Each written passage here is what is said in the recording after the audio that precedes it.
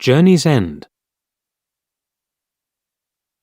Tom Smith was a nice young man. He wanted a job, but he couldn't find one. Many people wanted to work, and there weren't many jobs. Tom felt sad because he never had money for clothes or the cinema. When he was younger, Tom wanted to be a footballer. He was good at football, and at tennis, too. He was good at every sport, but there were other, better players. Now, Tom had a new idea. He thought, perhaps I can find a job in a sports shop. I'll be happy then, and I'll have money. But it was only an idea. It never happened.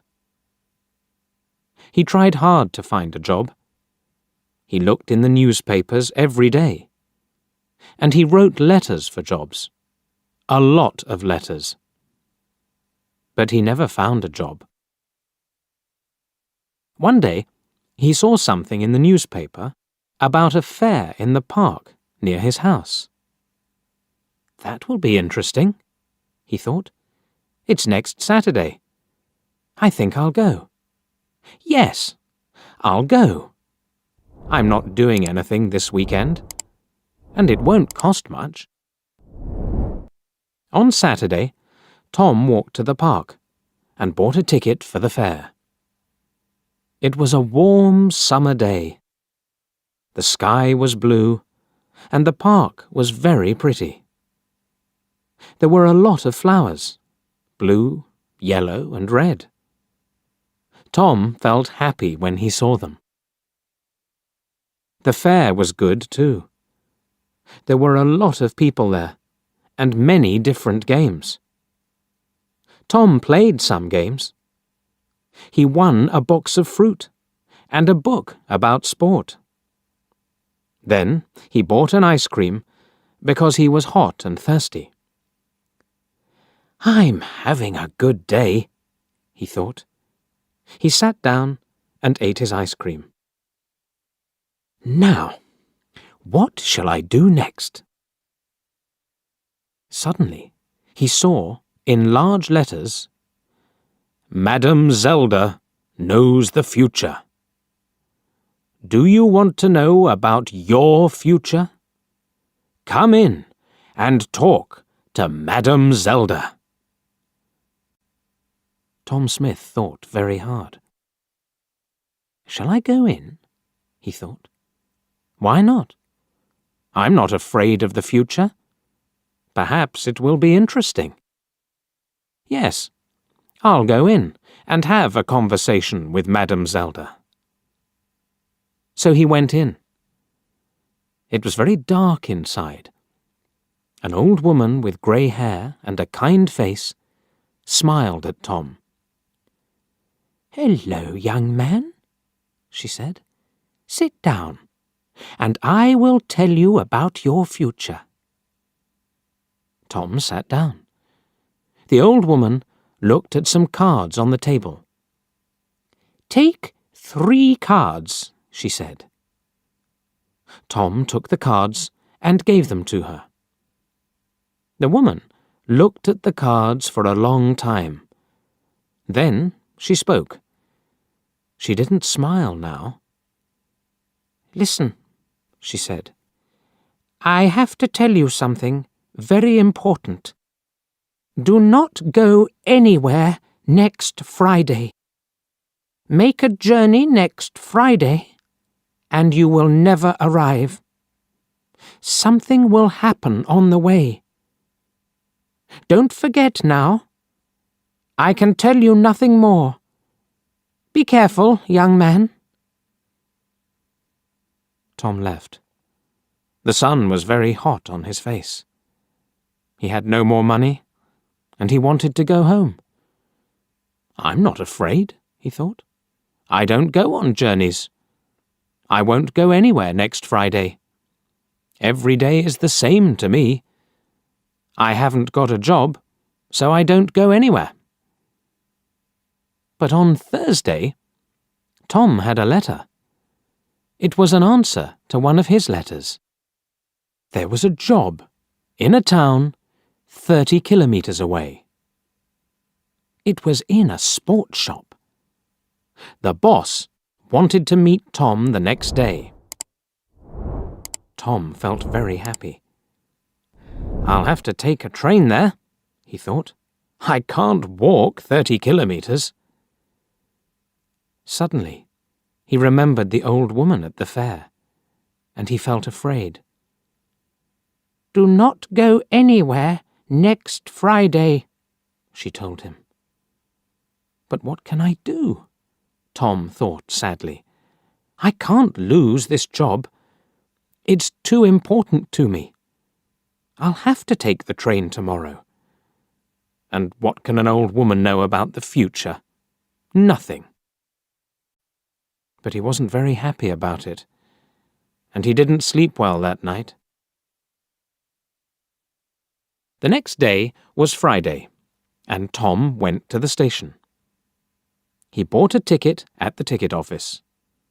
The train arrived, and he climbed on it. An old man sat down next to Tom. His face was intelligent under his white hair. He had a bad leg, and Tom felt sorry for him. The train left the station and went through the country.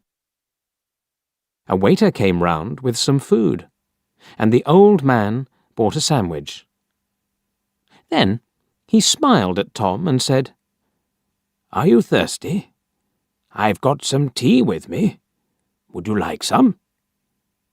He took out a cup and gave Tom some tea. "He's a kind man," Tom thought. "I really like him." He smiled at the old man and said, "Thank you. I'm Tom Smith. Are you going a long way?" But the old man couldn't answer. Suddenly, there was a very loud noise, and the train stopped. What was wrong? The people on the train were afraid. They all looked out of the windows, but they couldn't see anything. "Don't be afraid," Tom told his new friend. "I'll go and see. Perhaps it's an accident. Stay here and you'll be okay." The old man smiled. "Thank you, my young friend," he said. "I will stay here. My old legs are very weak." Tom found the guard. "What's wrong?" he asked him. "Why did we stop?" The guard looked at Tom unhappily. "There's a large tree in front of the train," he said. "We'll have to move it, but we can't do it quickly. So this is the end of the journey for you. You'll have to get off the train and walk." "Walk where?" Tom asked. The guard looked at a map. "There's a village near here. You can go there and perhaps find a restaurant or a cafe. I have to stay here with the train. I'm very sorry about your journey, but you'll get your money back." Tom thought, "The money isn't important. I really wanted that job." And he felt very sad. Tom didn't say anything about the job to the old man. He helped his friend off the train and carried his case to the village. "Thank you very much," the old man said to Tom. "I know that my case is heavy.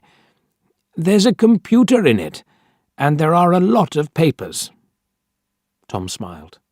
"It's all right," he said. But inside he was very sad. "I was stupid," he thought. "I didn't listen to the old woman. But she was right. I won't get that job now." The old man saw Tom's sad face and asked him, "What's wrong, my young friend?" So Tom told him the story about the job in the sports shop. Then a strange thing happened. The old man smiled, and then He laughed.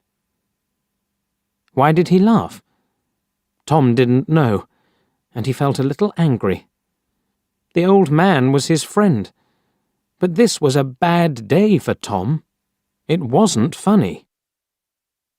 Tom couldn't speak or smile. The old man saw this, and he stopped laughing.